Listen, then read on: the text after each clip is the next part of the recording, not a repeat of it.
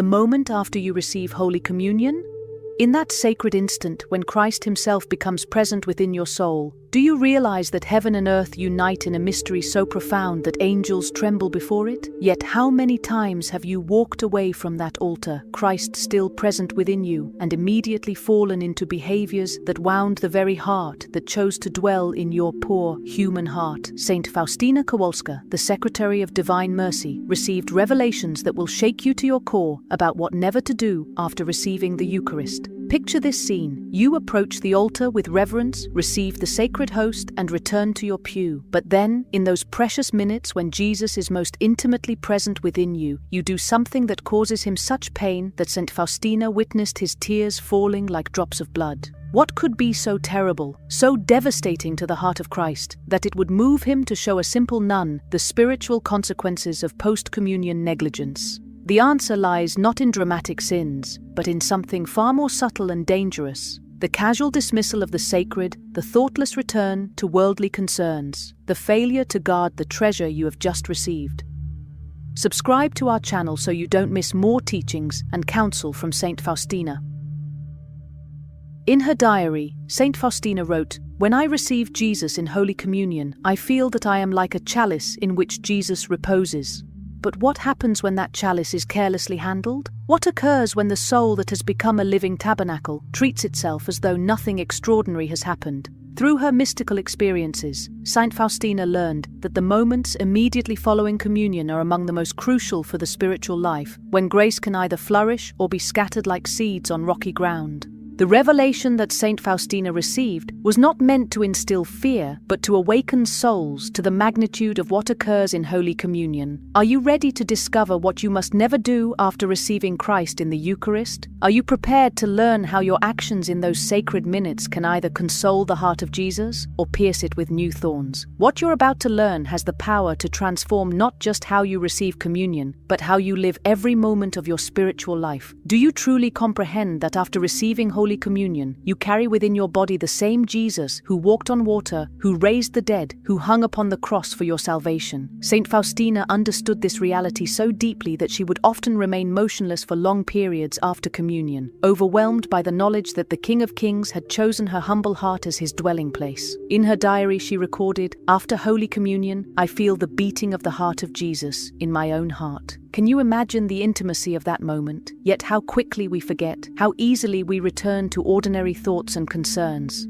The first terrible mistake that Saint Faustina witnessed souls making after communion was the immediate abandonment of recollection. She saw how some souls, having just received the living God, would instantly return to worldly conversations, mental distractions, and the chaos of everyday thoughts. It was as if they had invited the most important guest into their home and then immediately turned their backs on him to attend to trivial matters. In one of her visions, Saint Faustina beheld Jesus weeping as he witnessed souls who, moments after receiving him, were already planning their shopping lists, worrying about work, or engaging in gossip with their neighbors. What strikes at the very heart of Christ is not necessarily grave sin in those moments, but something perhaps more painful: indifference. Saint Faustina learned that Jesus can forgive great sins more easily than he can bear the cold indifference of a soul that treats his presence as commonplace. When you receive communion and immediately fall into casual chatter, when you check your phone, when you allow your mind to wander to 1,000 trivial concerns, you are treating the God of the universe as though he were of no more importance than any earthly guest. Can you feel how this wounds him? The saint discovered that Jesus remains substantially present within us for approximately 15 minutes after communion, though his spiritual presence and grace can endure much longer if we cooperate. These 15 minutes are not merely pious tradition. They represent a window of extraordinary intimacy that heaven offers to earth. During this time, you are a living monstrance, a walking tabernacle, a breathing chalice containing the bread of life. How then can you treat these moments with anything less than the reverence due to God himself? What would you do if you knew that your next 15 minutes could determine the spiritual trajectory of your entire week? Saint Faustina once received a vision so disturbing that she wept for hours afterward, unable to comprehend how souls could treat Jesus with such casual disregard immediately after receiving him in communion. She saw the interior of souls who had just received the Eucharist, and instead of finding temples of reverence and love, she witnessed something that made her heart break with anguish. In soul after soul, she observed Jesus present, but ignored, like a king sitting in an empty throne room while his subjects busied themselves with meaningless activities outside his door. The divine guest was present, but no one was paying attention to him. In this mystical vision, Saint Faustina saw how some souls, having just received Jesus, would immediately exit the church without offering even a moment of thanksgiving. She witnessed Jesus standing in their hearts, his arms outstretched in a gesture of love and longing, while these souls hurried toward their cars, their thoughts already consumed with lunch plans or afternoon errands. The saint heard Christ's voice, filled with pain. They receive me and then abandon me. They invite me in and then leave me alone. The anguish in his voice was so profound that Saint Faustina felt as though her own heart would break from grief.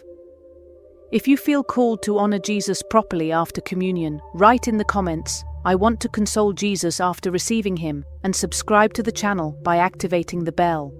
But the vision became even more heartbreaking when Saint Faustina witnessed souls who remained in church physically but abandoned Jesus spiritually. She saw how some people, having returned to their pews after communion, would immediately engage in conversations about worldly matters, their minds completely disconnected from the divine presence within them. Others would sit in their pews but allow their thoughts to race through work concerns, family problems, or social media updates. In these souls, she saw Jesus sitting in darkness, surrounded by the noise and chaos of unguarded thoughts, unable to communicate with hearts that had closed themselves to his voice. The most painful sight of all was witnessing souls who treated their post-communion time as an opportunity to observe others in the church rather than commune with Christ within them. Saint Faustina saw how some people would spend those precious minutes studying the clothing of other parishioners, mentally criticizing the music or the priest's homily, or planning their afternoon activities. Meanwhile, Jesus remained present within them, hoping for just a moment of recognition, a word of love, a simple acknowledgement of his presence. The saint realized that this spiritual negligence was not mere distraction. It was a form of abandonment that wounded the Sacred Heart more deeply than outright rejection. Through her intimate relationship with Jesus, Saint Faustina learned that there is a sacred science to the moments following Holy Communion, a divinely ordained sequence of spiritual movements that can either open floodgates of grace or allow precious gifts to slip away unused. She discovered that the soul's disposition in those first 15 minutes after receiving Christ determines not only the immediate fruits of that particular communion, but can influence the spiritual tone of entire days, weeks, and even months. Do you realize that your next 15 minutes after communion could be the most powerful quarter hour of your entire week? Are you prepared to learn the spiritual laws that govern this sacred time? The first principle that Jesus taught Saint Faustina was the necessity of interior silence. In her diary, she wrote, "After receiving Jesus in Holy Communion, I try to be very recollected and keep my mind from being distracted by external things." This is not merely a pious suggestion, it is a spiritual requirement for souls who wish to receive the maximum benefit from their communion. When you allow external conversations, internal chatter, or mental distractions to dominate those precious minutes, you create static that interferes with Christ's ability to communicate with your soul. It is like tuning a radio to receive a divine broadcast but then drowning out the signal with noise. Saint Faustina learned that Jesus desires to speak to each soul individually after communion, offering personal guidance, comfort, strength, and love, tailored specifically to that person's needs and circumstances. But this divine communication requires an interior silence that few souls are willing to maintain. The saint discovered that when she guarded her heart from distractions and maintained perfect recollection after receiving Christ, she would often receive extraordinary graces, solutions to difficult problems, peace in times of suffering, strength to overcome temptations, and a love so intense that she felt her heart might burst from joy.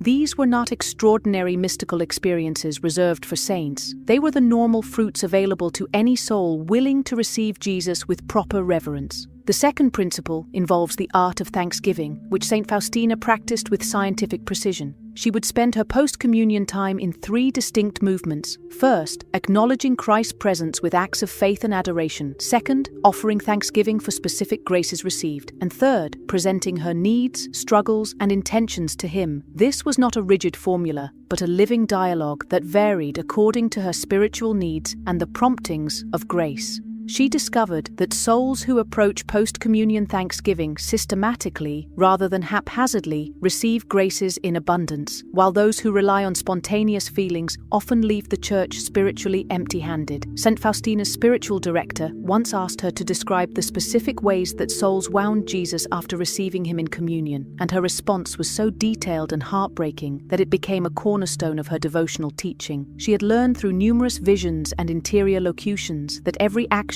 thought, and disposition of the soul during the post-communion period directly impacts the Sacred Heart of Christ, either bringing him joy or causing him pain. The saint discovered that Jesus experiences our post-communion behavior not as a distant observer, but as one intimately present within us, feeling every movement of our heart, hearing every thought that crosses our mind, witnessing every choice we make in those sacred moments. The first and most common wound inflicted upon Jesus after communion is the wound of haste.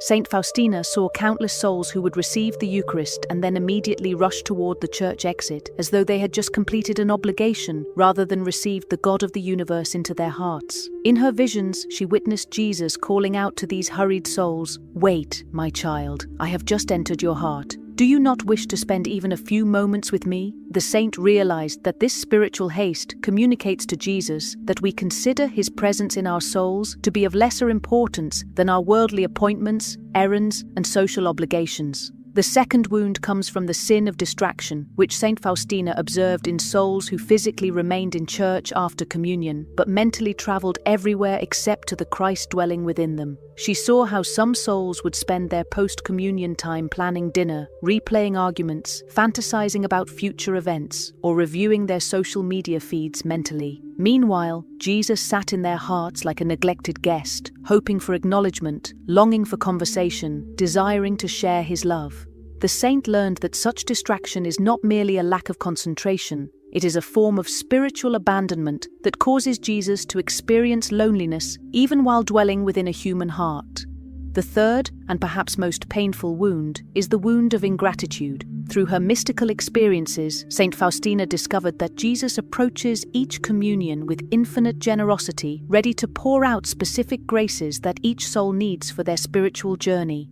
But when souls fail to acknowledge these gifts, when they receive communion habitually without thanksgiving, when they treat the Eucharist as a routine rather than a miracle, they wound the heart that loves them beyond measure. The saint witnessed Jesus weeping as he bestowed extraordinary graces upon souls who never even paused to say thank you, who left his presence without recognizing the treasures they had received. How often do we commit this same sin of ingratitude, receiving the bread of life as casually as we might accept our daily breakfast? What Saint Faustina discovered through her mystical experiences would astound you. The moments immediately following Holy Communion are not times of automatic peace and security, but rather periods of intense spiritual warfare, where the enemy launches his most sophisticated attacks against the soul. She learned that Satan fears nothing more than a soul in perfect union with Christ through the Eucharist, and therefore he directs his most cunning temptations toward those precious minutes when Jesus is most intimately present within us. Are you aware that your post-communion behavior could be influenced by demonic suggestion? Do you realize that the enemy works desperately to rob you of the graces you have just received? Through her visions, Saint Faustina witnessed how evil spirits surround souls who have just received communion, not daring to approach too closely because of Christ's presence, but waiting for any opportunity to sow distraction, pride, or spiritual lukewarmness. She saw how these demons would whisper suggestions into the minds of the faithful. "You don't need to stay and pray. God understands you're busy," or "Look at that person's outfit, how inappropriate for church," or "You should check your phone. Someone might have sent an important message." The saint realized that what many souls consider to be natural thoughts or innocent distractions are often carefully orchestrated attacks designed to steal the fruits of their communion. Saint Faustina learned that the devil's primary strategy after communion is to make souls forget the magnitude of what has just occurred within them.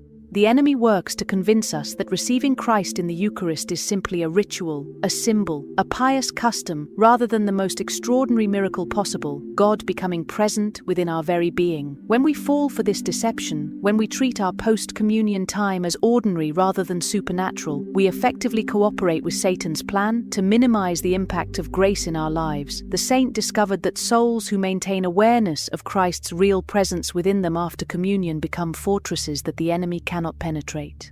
The solution, Saint Faustina learned, lies in armed vigilance during the post-communion period. She developed specific spiritual weapons for this combat: interior acts of faith. Jesus, I believe you are truly present within me. Acts of love, Sacred Heart of Jesus, I love you. And acts of reparation, Jesus, I offer this silence to console your heart for all the souls who ignore you after communion.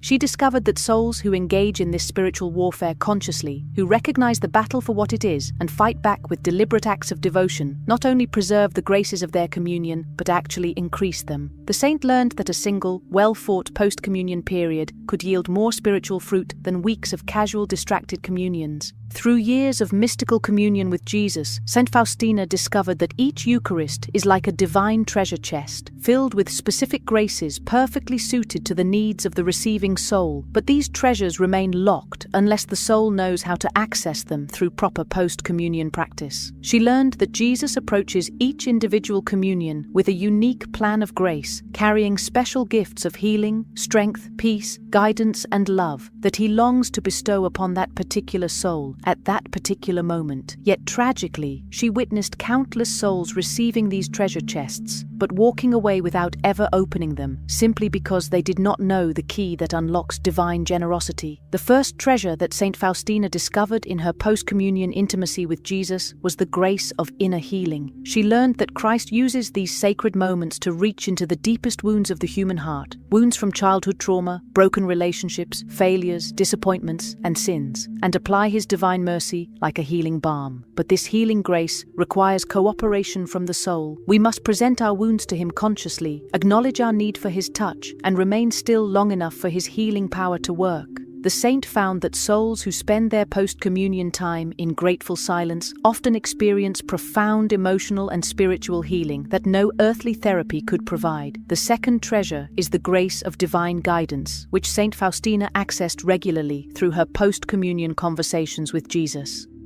She discovered that Christ uses these intimate moments to illuminate difficult decisions, reveal his will for our lives, and provide clarity in times of confusion. In her diary, she wrote countless accounts of receiving specific direction from Jesus during her Thanksgiving after communion, guidance about her mission, her relationships, her spiritual struggles, and her future. But she learned that this guidance comes only to souls who approach Jesus with sincere questions and then listen attentively for his response in the silence of their hearts. The third treasure, which Saint Faustina considered the most precious of all, is the grace of transforming love. She discovered that Jesus uses the post-communion period to increase our capacity for divine love, healing our ability to love God, ourselves, and others.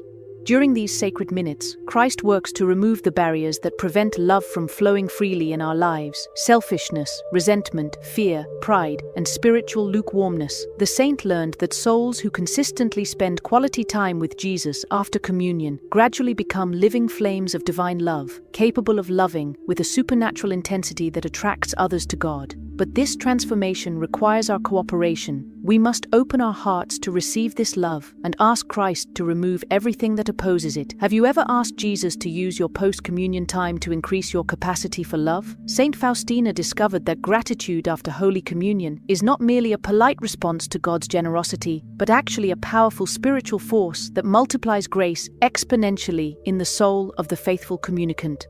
Through her mystical experiences, she learned that thanksgiving after receiving Christ operates according to specific spiritual laws. The more profound and specific our gratitude, the more abundant the graces that Jesus pours out in response. She realized that souls who master the art of post-communion thanksgiving become like spiritual magnets, attracting divine blessings not only for themselves, but for their families, their communities, and even for souls they have never met.